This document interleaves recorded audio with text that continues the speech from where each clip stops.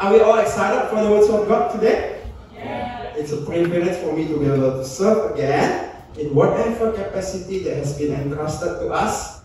Saya mau empower our young people ya. Yuk kita sambut dengan penuh ucapan syukur. Karena yang kita layani adalah Raja dari segala Raja, Tuhan dari segala Tuhan. Dan kalau kita persiapkan dengan baik, saya yakin dan percaya ketika kita mengambil porsi kita untuk melayani Tuhan, ada berkat-berkat khusus yang Tuhan akan nyatakan di dalam kehidupan kita. Amin. And how wonderful is that? Ketika kita bisa impatasikan kepada teman-teman kita yang lain.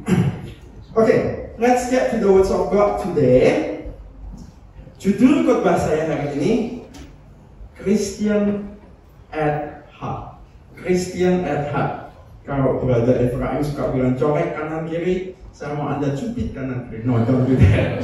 Senggol kanan kiri. Christian at Heart. 3, 2, 1. Christian at Heart. Sebelumnya kita akan baca dulu ayat-ayat yang akan menjadi fondasi firman Tuhan pada hari ini. Mazmur 62, 1 sampai ke 8. Kita akan baca ayat 1, 2, 5, 6, 7, dan 8. Saya akan mulai terlebih dahulu dan Anda akan reply dengan ayat selanjutnya.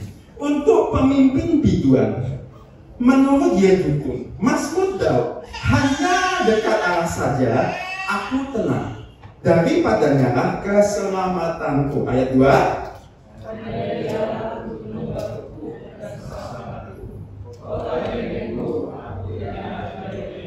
Langsung ke ayat kelima. Hanya pada Allah saja kiranya aku tenang, sebab daripadanya lah harapan.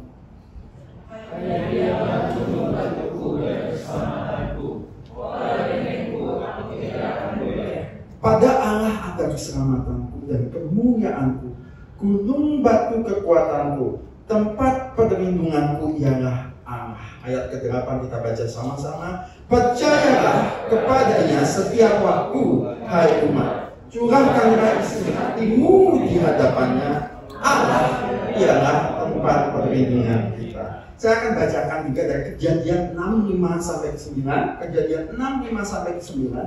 Ketika dilihat Tuhan bahwa kejahatan manusia besar di bumi dan bahwa segala kecenderungan hatinya selalu membuahkan kejahatan semata-mata, maka menyesalkan Tuhan bahwa Ia telah menjadikan manusia di bumi dan hal itu memilukan hatinya. Berfirmanlah Tuhan, aku akan menghapuskan manusia yang telah kuciptakan itu dari muka bumi, baik manusia maupun hewan dan binatang melata dan burung di udara, sebab aku menyesal bahwa aku telah menjadikan mereka. Ayat ke-8. Tetapi Nuh mendapat kasih karunia di mata Tuhan. Nuh adalah seorang yang benar dan tidak percaya di hadapan orang-orang sejamannya. Dan Nuh hidup bergaul dengan Allah. Kejadian 8, 20-21. Lalu Nuh mendirikan mezbah bagi Tuhan dari segala binatang yang tidak haram dan dari segala burung yang tidak haram. Diambilnya beberapa ekor lalu ia mempersembahkan korban bakaran di atas mezbah itu. Ketika Tuhan mencium persembahan yang harum itu, berfirman Tuhan di dalam hatinya, aku takkan mengutuk bumi ini lagi karena manusia sekarang yang ditimbulkan hatinya adalah jahat dari sejak kecilnya, dan aku takkan membinasakan lagi segala yang itu seperti yang telah kulakukan. Let's get back to our title of our devotion. Christian at Heart. Christian at Heart. Saya terinspirasi dari anak saya, Axel Theosus Manto. Ya. For your information, di rumah kami kita adakan mezbah doa keluarga, ya. MDK, mezbah doa keluarga, dan kita sudah lakukan itu 4-5 tahun, ya. Saya juga tahu di rumah Vina, Yerta, mereka juga adakan mezbah doa keluarga, ya. So let me actively encourage, ya, family kita, kalau anak-anaknya sudah mulai besar, bisa diajak untuk sama-sama membangun mezbah doa keluarga, doa sama-sama, renungkan firman Tuhan sama-sama. Wow, that will be amazing. Amin, saudara-saudara. Ya? Oke, 3 weeks ago, this is what Axel got to share with us in our mesbah doa keluarga. Ya. Dia berbicara satu topik yang cukup berat. Satu topik yang menurut saya buat anak seumur dia, it's quite heavy. His topic he was talking about free will. Ya. Kenapa Tuhan ciptakan manusia dan Tuhan karuniakan free will? This is what Axel got to say. And let me quote that to you. God give us a free will so that we can become a true Christian. A Christian at heart who is not forced in loving Him, but one who loves Him wholeheartedly. Aduh, ketika saya lihat ini ya, hati saya langsung melting, saudara. Saya tanya sama Axel, kamu dapat dari mana ya? Dari renungan mana itu? Jadi, I actually think about it myself. I've been praying about it. Hope it can become a blessing for you all. Ya, izinkanlah saya mengartikulasinya dengan bahasa Indonesia. Tuhan kasih kita free will supaya kita bisa menjadi anak-anak Tuhan yang sesungguhnya. Anak-anak Tuhan yang tidak mencintai Tuhan karena ada unsur paksa, tapi anak-anak Tuhan yang secara bebas, secara sadar untuk mencintai Tuhan dengan sepenuh hati. Amin. Christian at heart, meletakkan Tuhan sebagai yang terutama dan pertama di dalam hati kita. Tuhan ada di hati kita, kita ada di hatinya Tuhan. Amin. So, ketika Axel khotbah tentang ini ya, saya langsung ingat ya, kalau di satu negara ya, itu kalau pemimpinnya lagi lewat ya, rakyatnya udah berjejer dengan rapi, dan mereka katakan, our great supreme leader, we love you, we need you. Saya nggak mau mention negara, but I think you all know what I mean. Right? Kadang saya wonder, apakah mereka benar-benar lakukan itu karena mereka mencintai pemimpinnya atau semua itu pihak mereka? Nah, tapi kan saya boleh katakan kalau Pak Jokowi ya, ketika dia kumpul sama rakyat, saya bisa lihat ekspresi dari rakyat Indonesia begitu mau dekat sama dengan Bapak Jokowi. Ya. Hari ini ada 3 pertanyaan yang akan mendasari renungan firman Tuhan pada hari ini. Are we all ready? Are we all excited? Ya. Yang pertama, bagaimana hubungan kita dengan Allah? Atau seperti apakah hubungan kita dengan Bapa kita di surga? Next. Apakah hubungan kita dengan Bapa kita di surga itu berdasarkan urgency? Atau kita benar-benar mau membangun satu hubungan yang authentic, intimate, and genuine? Hubungan yang urgency adalah hubungan yang didasarkan kepentingan, keperluan, kebutuhan kita. Aduh Tuhan, besok saya manajemen account Tuhan. Tuhan berkati saya. Semoga apa yang sudah saya pelajari bisa kuat semua. Ya.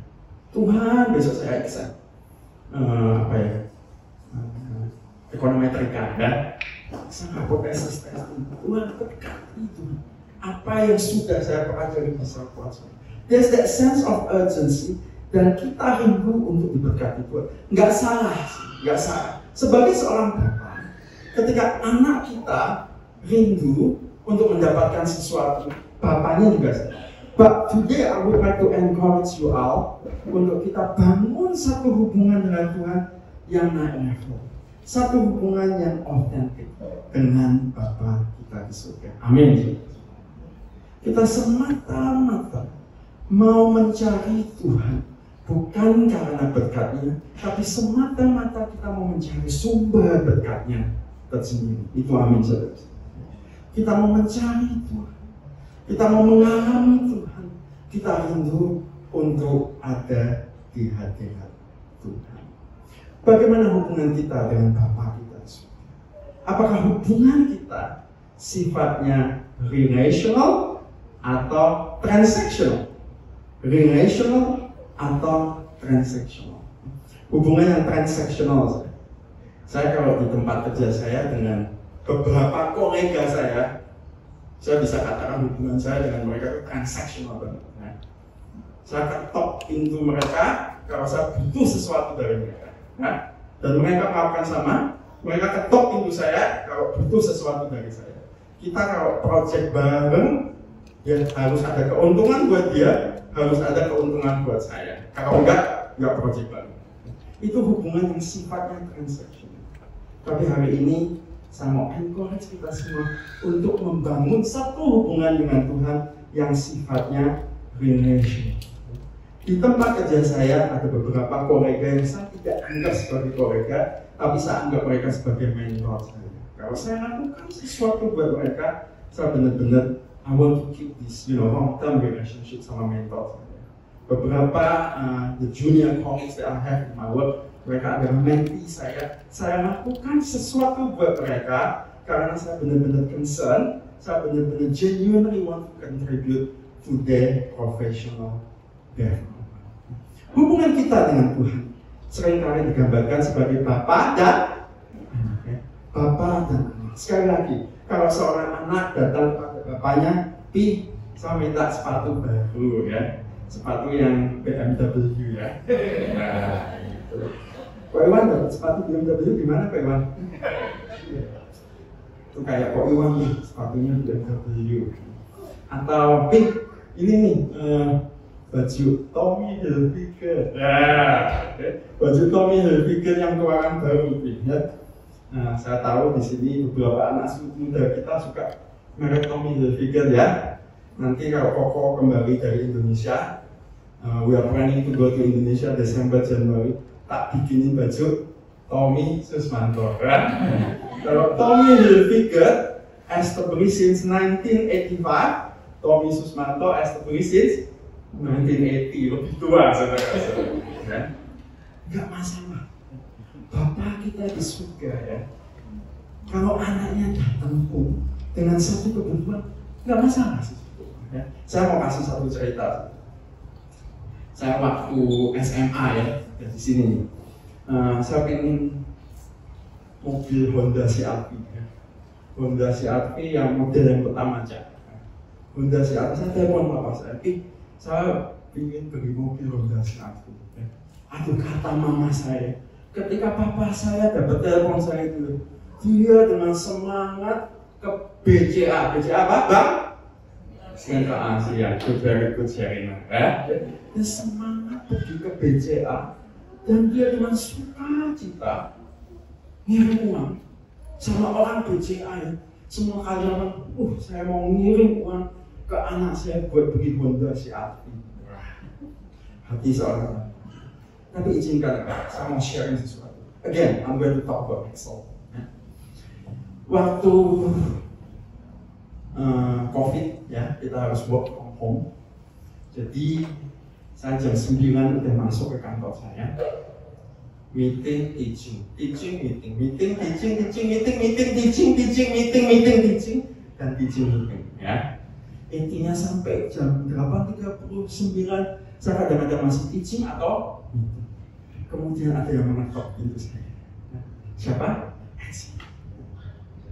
Jadi just want to let you know, I can see you that you are working very hard.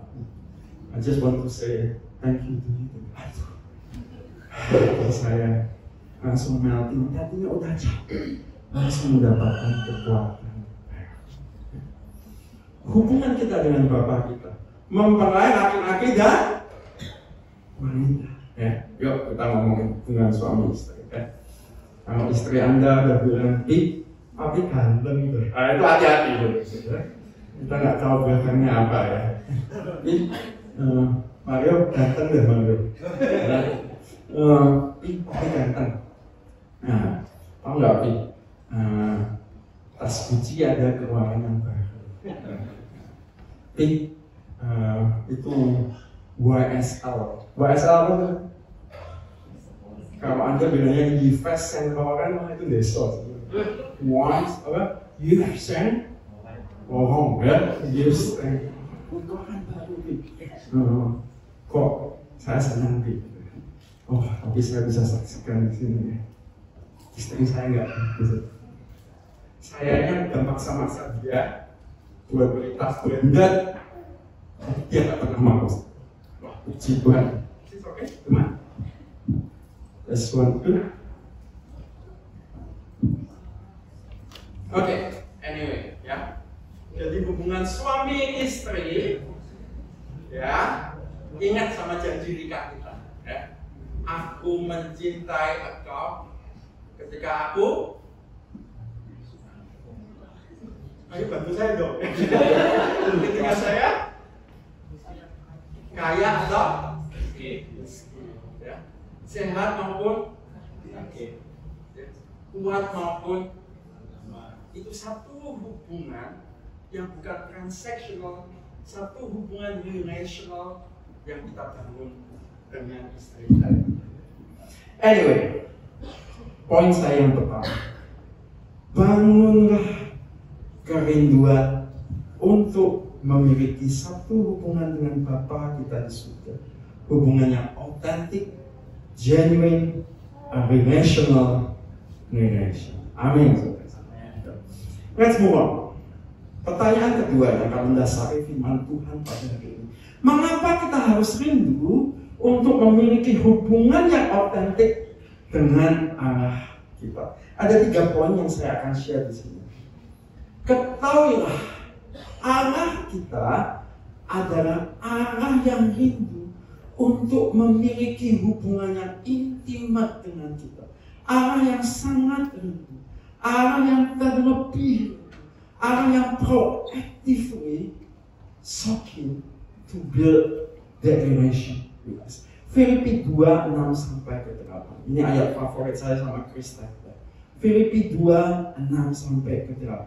Kita rasain yang walaupun dalam rupa Allah tidak menganggap kesetaraan dengan Allah itu sebagai milik yang harus dipertahankan, melainkan telah mengosongkan dirinya sendiri dan mengambil rupa seorang hamba dan menjadi sama dengan manusia.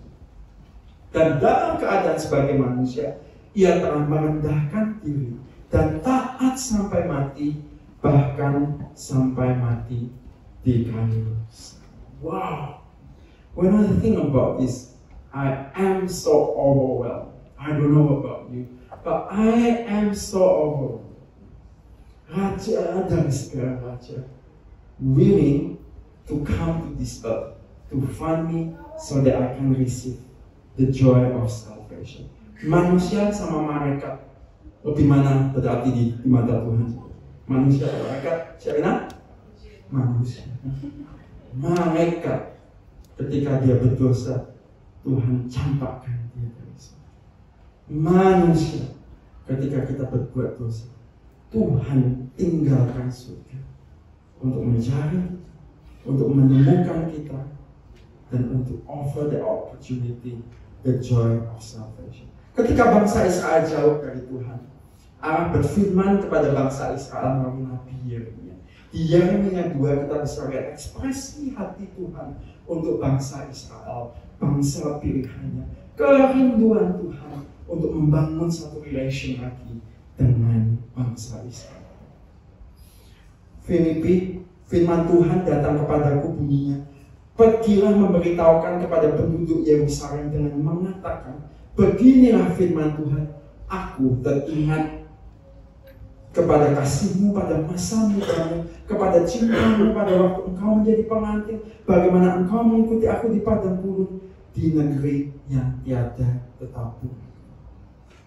Kalau hari ini Anda jauh dari Tuhan, it's okay.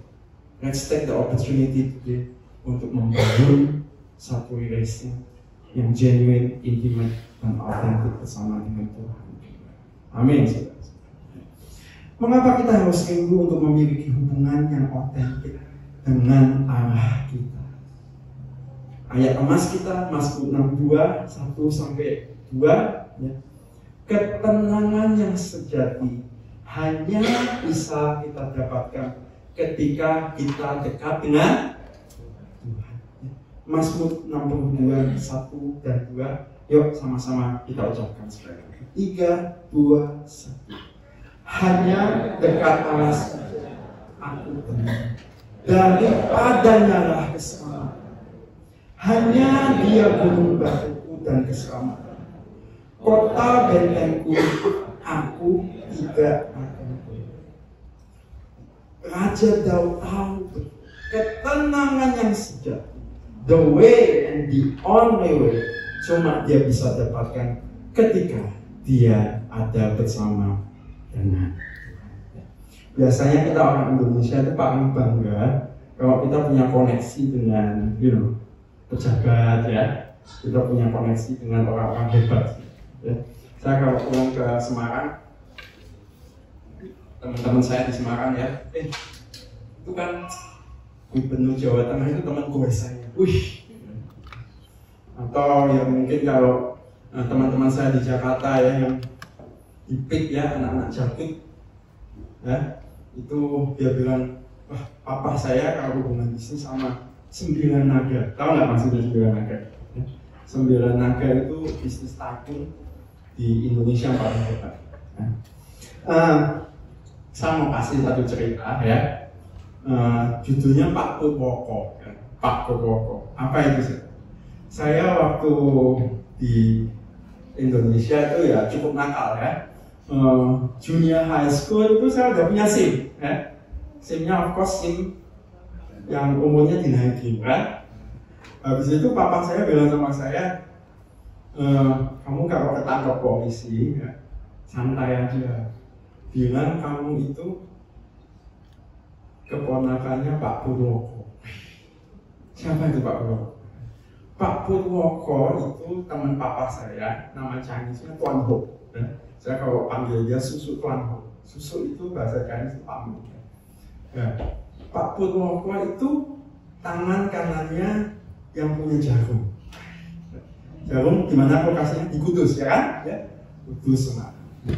Jadi kalau ketangkap sama polisi bilang aja kamu ponakannya Pak Purwoko. Karena Pak Purwoko itu dia yang bagian-bagian apa? Kalau ada urusan dengan hakim, ada urusan dengan jaksa, ada urusan dengan polisi, dia ngurus semua itu. Jadi polisi di Jawa Tengah, polisi di Semarang itu kenal sama Pak Purwoko. Ya, pada suatu ketika saya betul ketangkap polisi dan saya pakai jubah saya.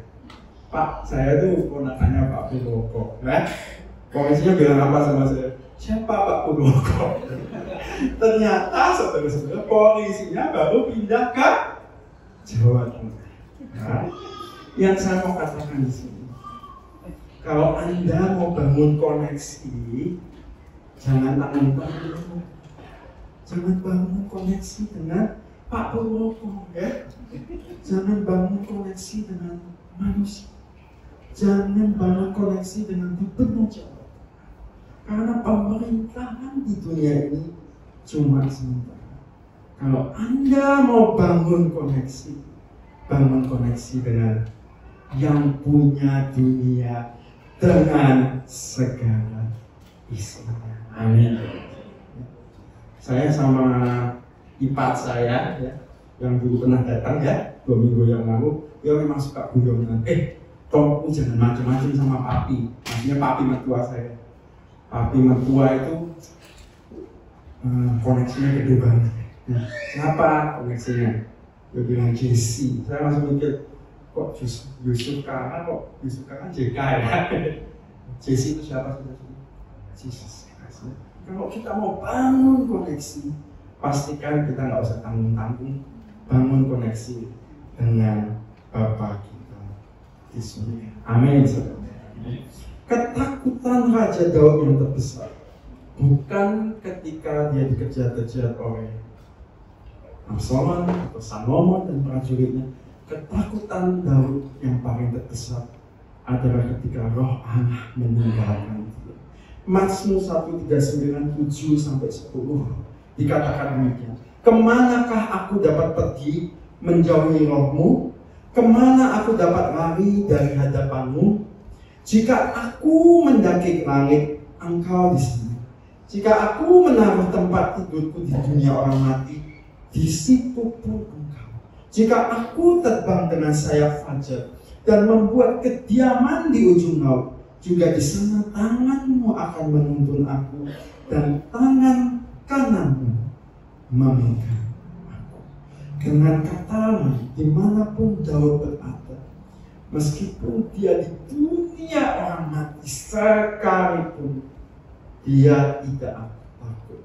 Dia mendapatkan ketenangan yang sejati selama Roh Allah ada dengan dia. Hanya dekat Allah saja aku tenang. Hanya Dia gunung batuku dan kota bentengku. Gunung batu ya, kira-kira seperti ini ya. Gunung batu kira-kira seperti ini, bisa ditunjukkan? Yep. Next. Nah, gunung batu adalah struktur alam yang sangat kokoh. Ya. Gunung-gunung batu yang ada di Perjanjian Lama sampai sekarang pun masih kita bisa dapatkan di Timur Tengah. Berbicara tentang gunung batu, itu berbicara tentang kesetiaan Tuhan. Kesetiaan Tuhan yang tidak terganti dari dulu, sekarang sampai selama-lamanya.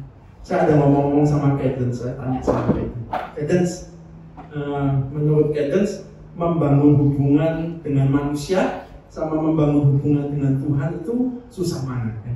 Jawaban Cadence, lebih gampang untuk membangun hubungan dengan Tuhan. Ya? Karena manusia itu suka ingkar janji. Ya? Sampai dulu ada film Indonesia zaman dulu, Merpati aja tidak pernah ingkar janji. Manusia ingkar janji. Tapi Tuhan kita, gunung batu di sini berbicara tentang kesetiaan Tuhan yang ada dari dulu, sekarang sampai selama-lamanya. Amin. Tuhan, gunung batuku dan kota benteng. Ya. Begitu saya memikirkan tentang kota benteng, saya langsung ingat waktu saya di Beijing di China. Ya. Di China ada satu benteng yang sangat terkenal, namanya apa saudara-saudara? The Great Wall of China. The Great Wall of China. Ya. Atau Sherina bilang Zhongguo Wang Wei Changzheng. Zhongguo Wang Wei Changzheng. Itu panjangnya 21.200 km. 21.200 km. Memakan waktu 2000 tahun untuk membangun Zhongguo Wang Wei Changzheng. Udah dibangun dari the first emperor of China. Ya, itu ada gambarnya di sini. Kenapa ini dibangun? Next. Karena di bagian utara dari China itu sangat-sangat expose ke Mongolia. Dan lawan dari China yang terbesar pada waktu itu adalah tentara dan pemerintahan Mongolia. Ketika kita berbicara tentang kota bentengku, kita berbicara tentang Tuhan sebagai tempat perlindungan kita. Amin, saudara. Tapi ketika kita berbicara tentang kota bentengku, I'm sorry to say, ada musuh yang akan datang. Ada permasalahan di kehidupan kita yang akan datang. Ada circumstances, situation, problems yang akan datang di dalam kehidupan kita. Tapi jangan takut. Tuhan adalah kota bentengku dan gunung batuku. Amin. Kita akan masuk ke bagian kita yang ketiga. Sebelumnya satu lagi, mengapa kita harus rindu untuk memiliki hubungan yang autentik dengan arah kita? Karena kunci kemenangan kita sebagai anak-anak Tuhan ada ketika kita membangun hubungan yang erat bagi Tuhan. Saya mau kasih satu testimoni, satu sukacita kami sebagai keluarga, khususnya minggu ini. Next. Next. Kami mengucap syukur kalau minggu ini kami sangat-sangat diberkati ya. Anak kami Cadence, dia dapat dedinya ya dulu waktu high school satu award pun nggak pernah dapat ya. Saya paling benci kalau ada acara award, soalnya nggak dapat award pun tetap harus datang ya. Ya, di sekolah kami kita pakai Brisbane Exhibition Center, jadi semuanya harus datang. Jadi saya datang untuk manas-manasin kursi saja. Tapi kami mengucap syukur, Cadence dapat 6 award. Semua teman-teman saja dapat Platinum Award, sama dapat Top 5 Subject Award. Platinum Award itu buat yang dapat A semua ya. Top 5 Subject Award dia dapat di Mathematical Methods, Specialist Mathematics, Physics, Chemistry, dan Accounting ya. Dan dia juga dapat award lagi sebagai satu saksofonis yang sangat menginspirasi. Jadi in total he got 7 award. Tapi saya sungguh mengucap syukur lagi. We are going back to Axel again ya. For the first time Axel mendapatkan award juga ya. Gak cuma dapat 1, Axel dapat 3 award ya. Axel dapat Platinum Award dan dia juga dapat dua award, Top Subject Award, Digital Technology sama Science. Wah, saya langsung ngomong sama Axel, gila, Science Award, that must be very prestigious, you know, Science Award. Jadi, actually not many people in my level they like science. And that's why I think I got the award. That's my point. Right? Oke, yang mau saya saksikan di sini, please ya, jangan anggap ini sebagai satu kesombongan, tapi tolong ambil positifnya. Oh, by the way, I just got to put that there, Chris, ya. Komen dari Chris, you really know how to crack a joke, ya. Those neck muscle will be very strong soon. Ya. Yang mau saya saksikan di sini, ya, teman-teman teman saya, ya, mereka tanya sama saya, Pak Tommy, gimana sih kok si Cadence, Axel kok bisa pintar-pintar kayak gitu? Wah, pasti disuruh belajar terus ya. Jadi butuh buku ya. No, saya bilang, enggak, anak-anak saya kalau belajar biasa-biasa aja. Saya kadang-kadang juga takut kalau ngeliat Excel kok nggak pernah belajar. Sampai saya tanya sama Excel, how did you go to award? Did you cheat? Because that's what I used to do, you know, when I was in junior high school back in Indonesia. Did you cheat? No, jadi I do a bit of study. Dan apa ya? Yang saya mau saksikan di sini ya, saya bilang sama teman-teman saya, anak saya belajar biasa-biasa, tapi anak-anak saya, mereka bersandar pada Tuhan, mereka bergaul dengan Tuhan, dan mereka mendapat hati Tuhan, menjadi kesayangan Tuhan. Dengan kata lain, God's favor. Amin. God's favor. Saya teringat satu bagian khotbah dari Brother Efraim. Dia katakan demikian. Murid Tuhan, ada yang tinggi, ada yang pendek. Ada yang gendut, ada yang kurus. Ada yang profesinya sebagai pemungut cukai, ada profesinya sebagai petani, ada yang profesinya sebagai nelayan. Tapi murid Tuhan yang paling top adalah murid yang ada di hatinya Tuhan. Amin.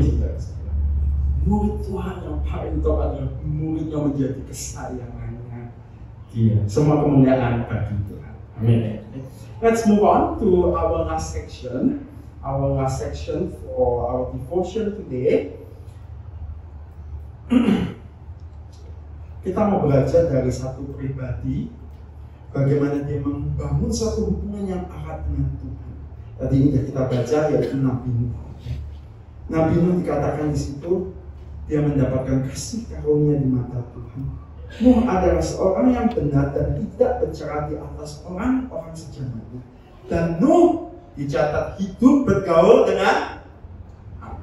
There are 3 things that we want to learn from pribadi yang bernama Nuh. Yang pertama, dia menjaga integritas dan identitas. Okay, by the way, you can turn this off there. Okay, that's a bit shy there. Menjaga integritas dan identitas di dalam Tuhan. Berbicara tentang integritas, saya selalu ingat khotbahnya Pak Bastian. Kita anak-anak Tuhan seperti di rumah saja. Ya. Tingkah laku kita, perbuatan kita, our decision making, the way we communicate with others, the way we interact with others, dunia memperhatikan. Pastikan saudara-saudara, kita panjatkan pribadi Tuhan yang bersinar di dalam kehidupan kita. Amin. Berbicara tentang identitas, saya mau kasih satu testimoni lagi. Tahun 2019, setelah saya kerja di university for 4-5 years in my full-time capacity, saya mau minta promosi, ya gajinya naik dikit lah ya. Nah, promosi di university itu sangat-sangat rigorous, sangat-sangat stringent, mereka benar-benar detail sama komprehensif. Jadi kita kalau mau minta promosi, kita harus justify why you should get the promotion. Dan itu as you know, selection criteria question yang nanti akan dikonsider sama selection area. Jadi all together kita harus justify what have we done in terms of our performance excellence, in terms of our teaching, our service, our research, our engagements, our leadership. Ya. Di satu bagian tentang teaching, itu ada namanya teaching philosophy. Teaching philosophy kamu seperti apa? Ya. Saya tulis di situ. Teaching philosophy saya itu ngajar murid-murid seperti saya melakukan semuanya untuk my Lord Jesus Christ. Ya. Saya tulis di situ. Ya. Bagi saya, pengajaran yang saya kasih ke murid-murid itu ladang pelayanan saya, dan saya melakukan dengan sepenuh hati karena saya mencintai Tuhan Yesus Kristus. Saya tulis itu di situ. And did you know? Kita punya aplikasi harus direview sama our academic supervisor. Kemudian harus direview sama Dean of Academic, Dean of Learning and Teaching, Dean of Research. Ya. Ketika sampai ke supervisor saya, dia bilang apa? Hey Tommy, if I was you, you know that particular section there, I would reconsider of you putting that there. You don't know what the selection panel is going to think about that.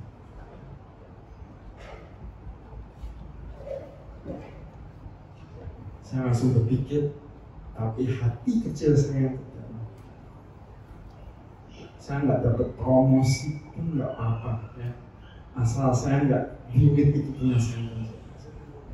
Bagi saya, nggak dapat promosi nggak apa-apa. Asal sentence itu tetap saya tulis. Karena bagi saya, I do not want to deny my identity as a Christian. I do not want to deny my hubungan dengan Allah kita, Bapa kita di surga. Dan Tuhan baik, meskipun ada saya itu, saya tetap dapat semua kemuliaan bagi Tuhan. Justru Tuhan kasih lebih dari apa yang saya expect.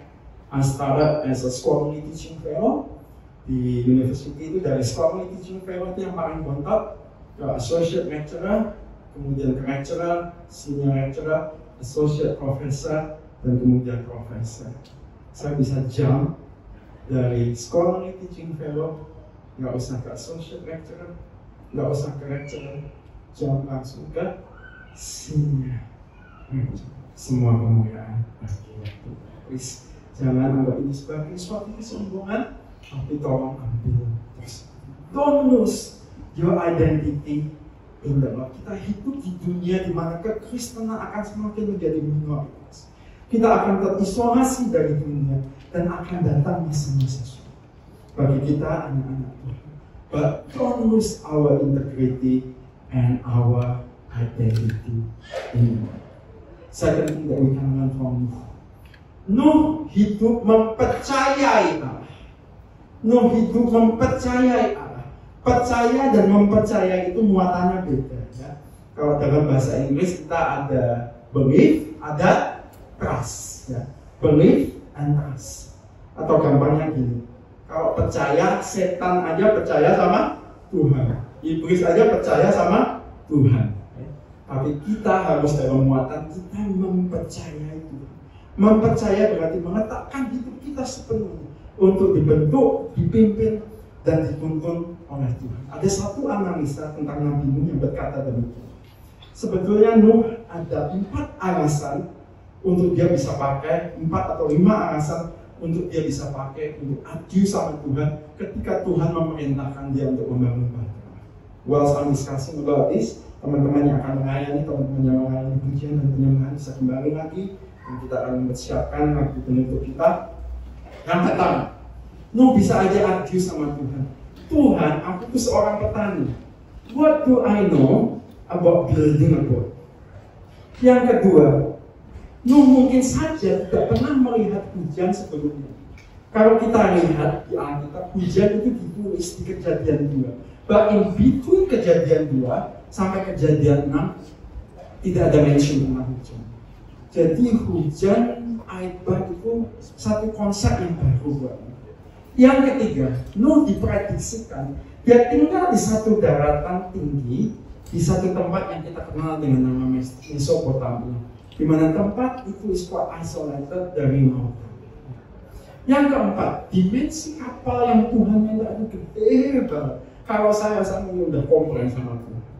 Dan yang kelima, disuruh membawa setiap jenis binatang, jantan dan betina. That must be very very tedious work. Tapi di atas kesemuanya itu, memilih untuk mempercayai Allah. Atau dalam bahasa Pentakosta, hamba-hamba Tuhan, senior kita di GPTI, suka-sukanya Tuhan.